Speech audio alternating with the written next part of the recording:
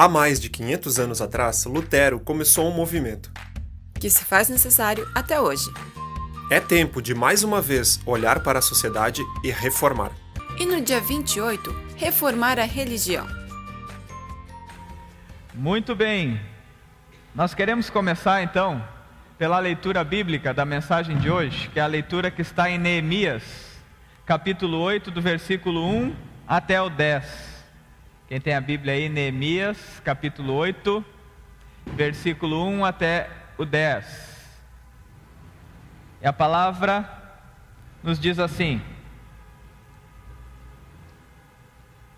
Quando chegou o 7º mês, e os israelitas tinham se instalado em suas cidades, todo o povo juntou-se como se fosse um só homem na praça, em frente da porta das águas.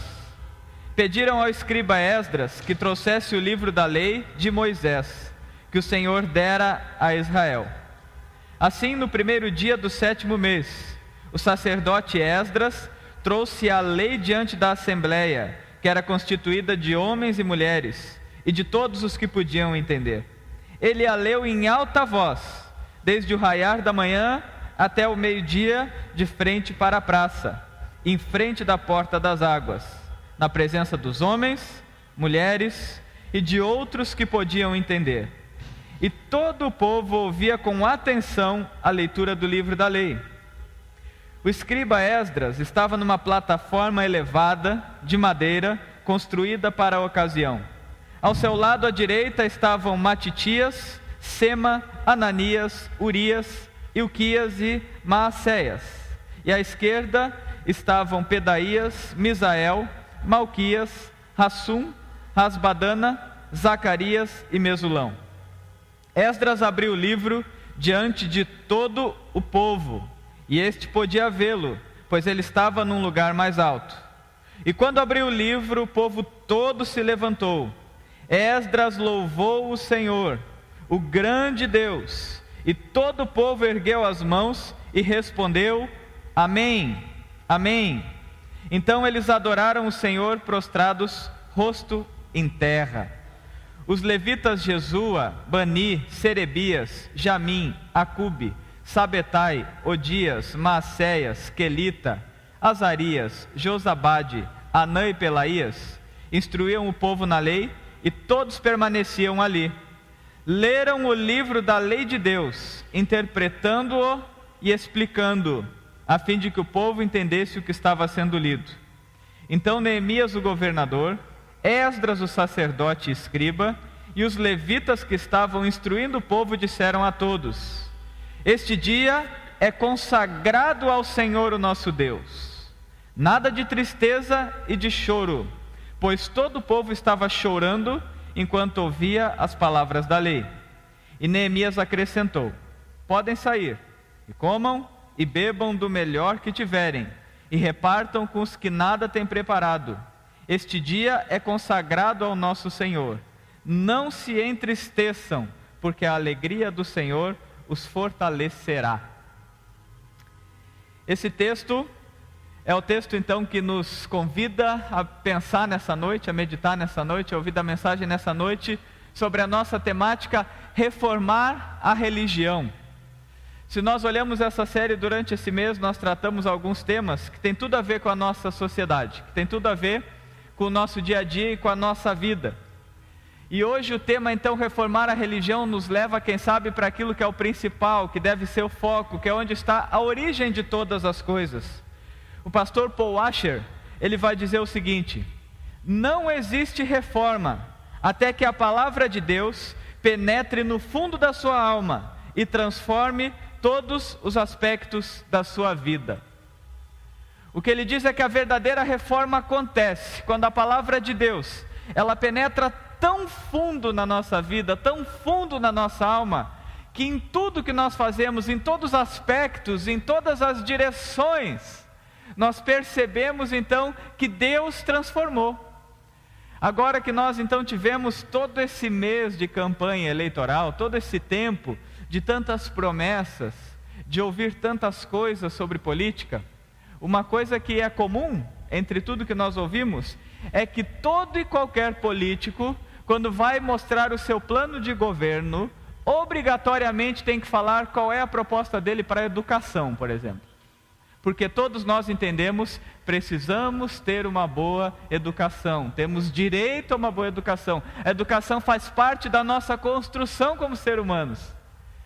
Todo e qualquer político, ao fazer a sua campanha, vai nos dizer, e obrigatoriamente nós queremos ouvir qual é a sua opinião sobre saúde. Porque todos nós entendemos a saúde é essencial. Eu, como cidadão, tenho direito a ter uma boa saúde, tenho direito a ter acesso à saúde. Então todas as campanhas trazem temas que eu não sei se você já percebeu, mas todos eles tiveram origem no cristianismo.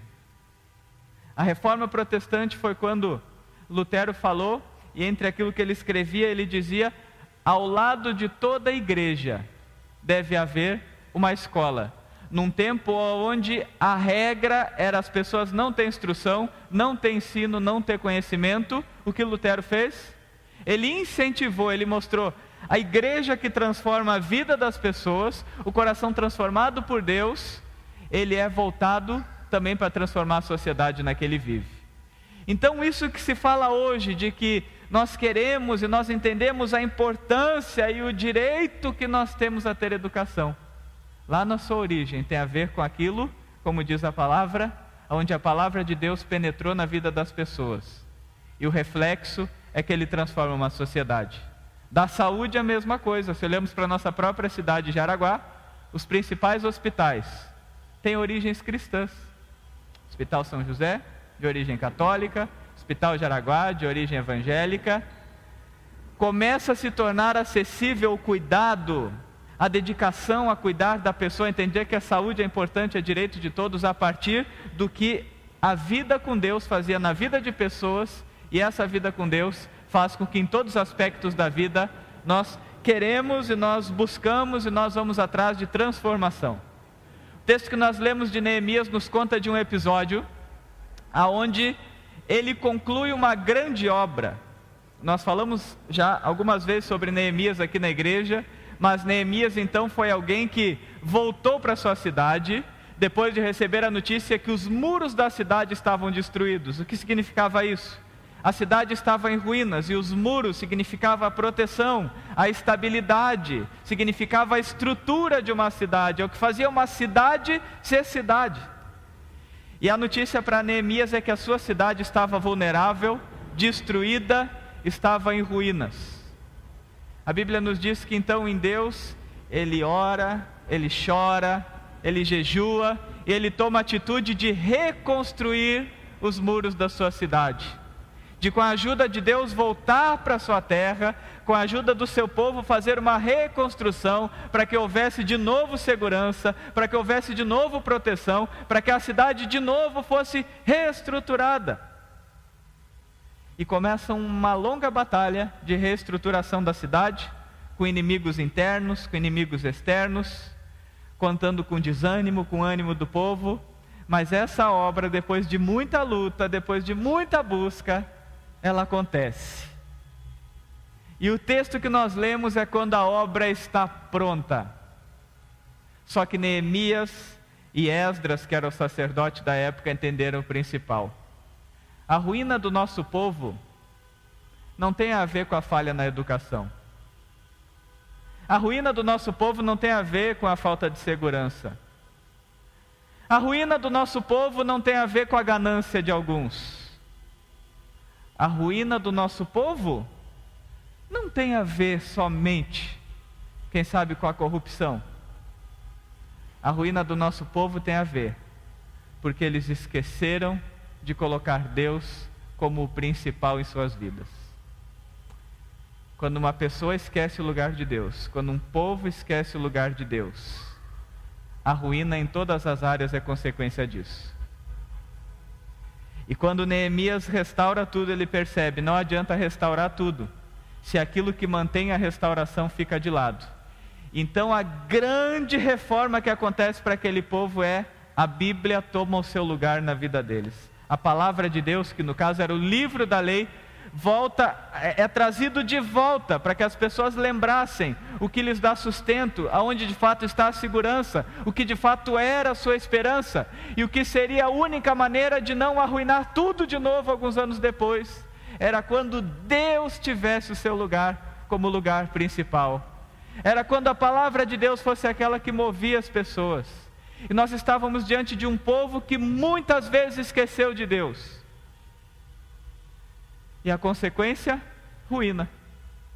Mas você percebe como foi a reforma no coração dessas pessoas? Como foi a volta deles para Deus? Diz que eles ficaram todos atentos, ouvindo a palavra de Deus. O grande momento da celebração era a palavra de Deus no lugar certo. O grande momento de alegria foi todo o povo entender: nós estamos de novo abrindo espaço para Deus nas nossas vidas, na nossa casa. Deus tem o seu lugar na nossa sociedade. Deus tem o seu lugar no nosso coração. Tanto é que a Bíblia nos diz que ele começou a ler o livro da lei quando o dia estava raiando.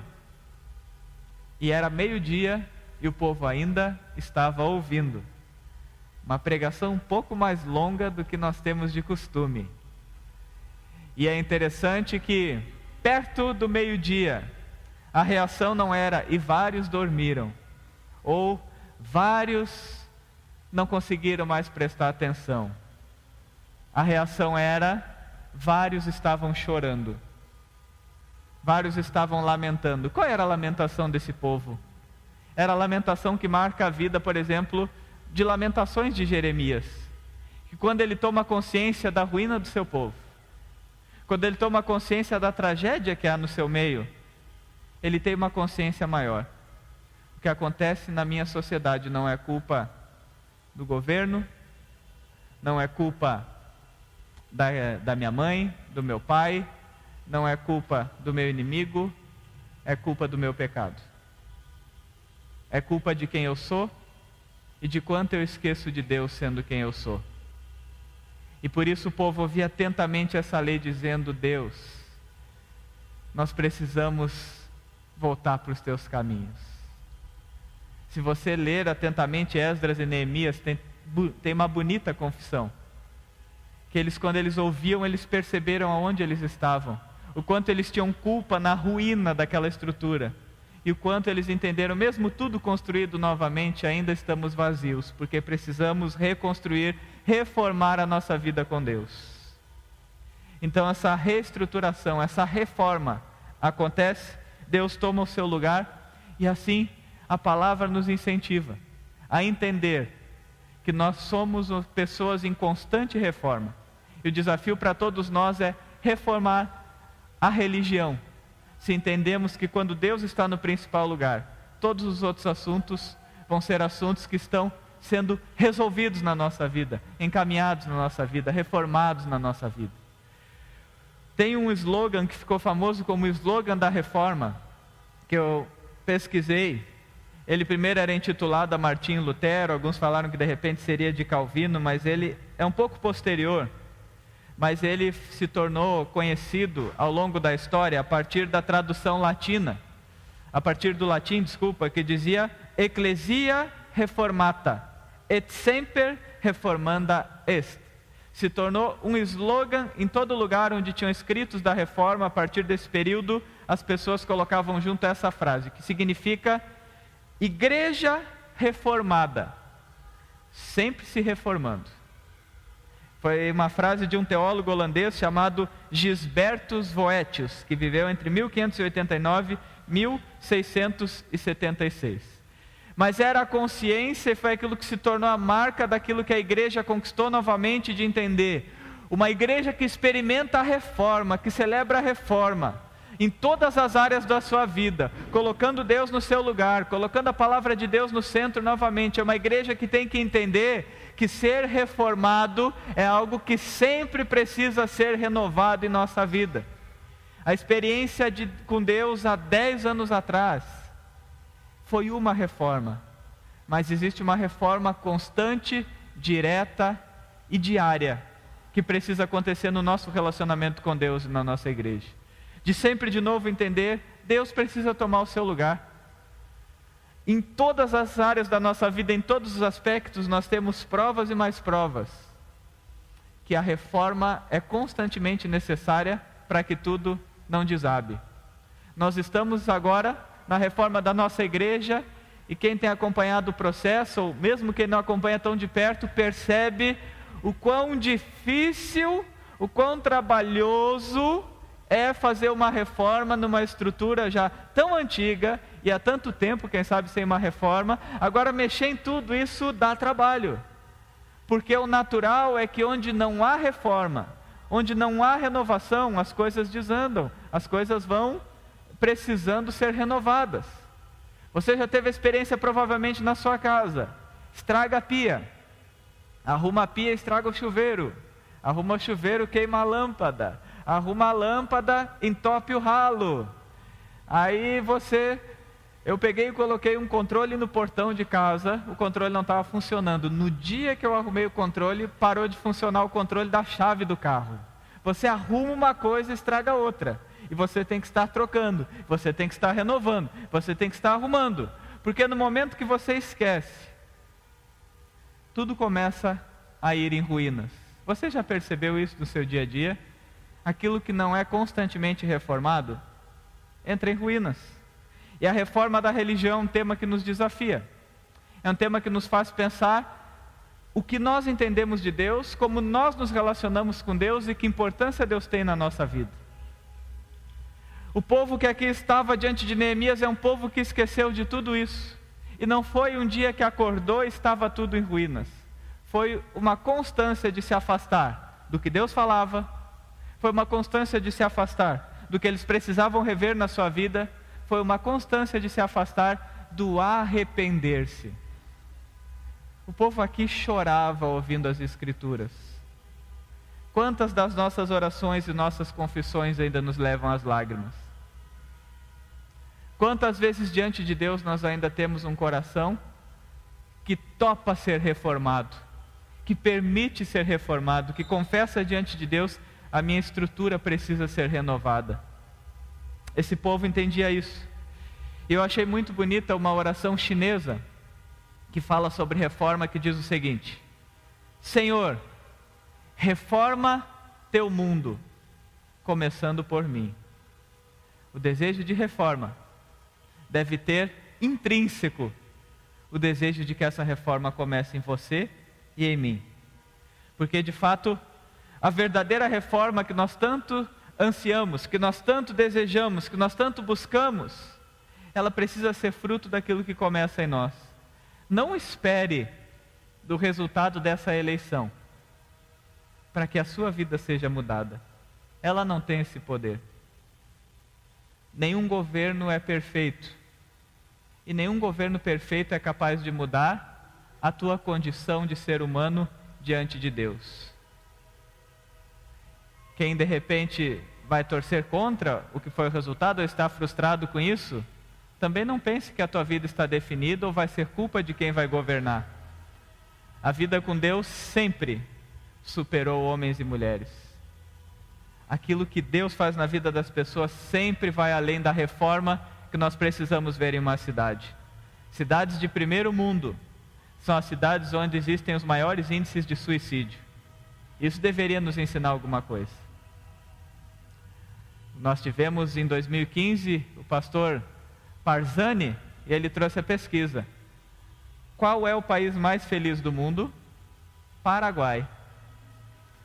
Paraguai, não sei se é porque lá eles conseguem produtos tão baratos, de coisas tão caras, mas o Paraguai é o país mais feliz do mundo.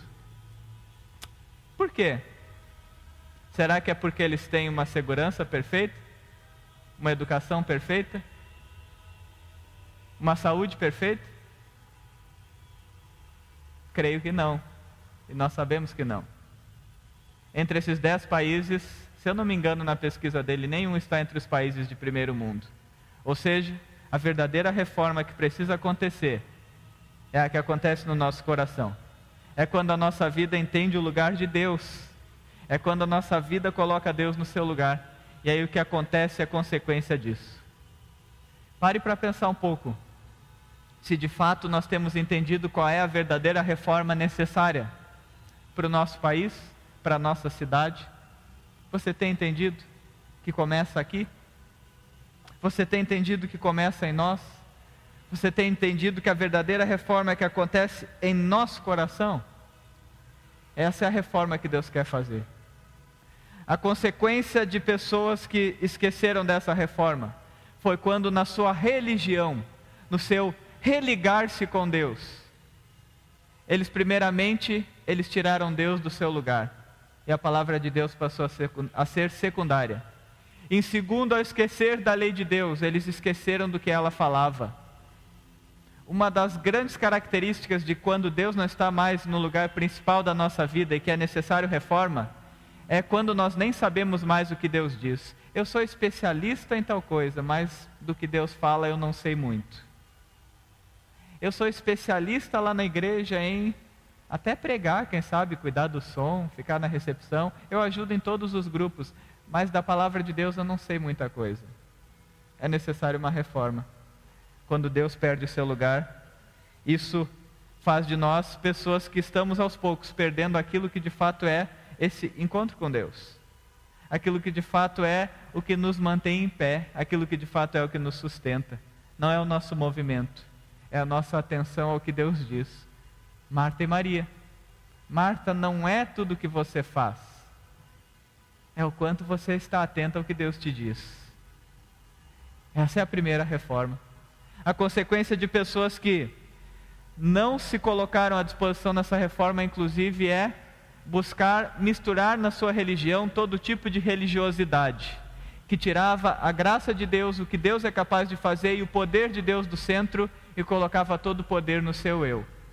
É na minha capacidade, é no que eu consigo, é no que eu busco. E Deus se torna uma moeda de troca, Deus se torna alguém que nos beneficia, Deus é aquele que eu me relaciono para conseguir alguma coisa. E aí as pessoas, quando vão esquecendo de Deus, buscam qualquer alternativa, qualquer tipo de espiritualidade, qualquer proposta que tenha a ver com a palavra de Deus ou não, a pessoa busca para a sua vida com o único objetivo: se isso me der o que eu quero, eu vou amar aquele que me ofereceu. E é por isso que muitas vezes o que mais precisa de reforma na igreja é aquilo que nós entendemos da palavra de Deus, porque quando nós entendemos que o relacionamento com Deus depende de mim, é pelo que eu faço ou pelo que eu conquisto, nós estamos começando a ruir. A verdadeira reforma é quando nós olhamos e entendemos: em nós não tem nada, mas eu te agradeço porque o Senhor me dá tudo. Esse tudo às vezes é sofrimento, esse tudo às vezes é dificuldades, esse tudo às vezes é perseguição, mas é saber: Deus é tudo. Martinho Lutero, quando ele fala sobre a vida cristã, ele tem uma frase que ele diz assim: a vida cristã não consiste em sermos piedosos, mas em nos tornarmos piedosos. Não em sermos saudáveis, mas em sermos curados. Não importa o ser, mas o tornar-se. A vida cristã não é descanso, mas é um constante exercitar-se. Ainda não somos o que devemos ser, mas em tal seremos transformados. Nem tudo já aconteceu e nem tudo já foi feito, mas está em andamento. A vida cristã não é o fim, mas o caminho. Ainda nem tudo está luzindo e brilhando, mas tudo está melhorando. A vida cristã é uma constante reforma. Eu ainda não sou, mas eu me torno a cada dia. Eu ainda não estou pronto, mas eu vou sendo transformado. Eu ainda não cheguei no lugar que eu deveria estar, mas eu estou andando em direção a Ele. É um convite para mim e para você. A fé cristã é uma constante reforma. Deixa Deus transformar teu coração. Deixa Deus te convidar mais uma vez para você se tornar. Se coloque diante dele dizendo: Deus, eu não sou, mas eu quero estar no caminho daqueles que se tornam, que experimentam a tua transformação. Encerro a mensagem com Provérbios, capítulo 4, versículo 18, que Salomão, em toda a sua sabedoria, ao definir como é a trajetória de um justo, e justo com aquele que vive com Deus, que busca Deus e que vive na justiça de Deus, ele diz: a vereda, o caminho do justo, é como a luz da aurora, que vai brilhando dia após dia, até ser dia perfeito. Ande, caminhe, reforme-se, transforme o seu coração, para Deus ter o lugar certo na tua vida. Siga a nossa comunidade nas redes sociais para receber conteúdo exclusivo, avisos e eventos. É só procurar Comunidade Apóstolo Pedro no Facebook ou Instagram. Ou acessar o nosso site apostolopedro.com.br.